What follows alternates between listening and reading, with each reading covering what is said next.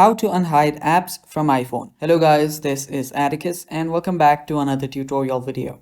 In today's video, I'll teach you guys how you can unhide apps from iPhone. Now without any further ado, let's dive right into it. Now to hide an app, all you need to do is simply long press on it. So let us just hide our Reddit. After you long press on it, simply tap on remove app and then all you need to do is remove this from the home screen. Now here you will not find Reddit anywhere on your home screen, so it's as good as hidden.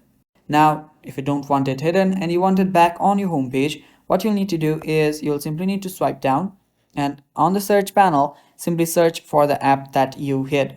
Now as you can see right here, I just tapped on Reddit. Now all you need to do is long press on it again and you should see add to home screen option. Tap on add to home screen and there we go, Reddit is back. Now you can just drag this and just bring it back to the location where it was before.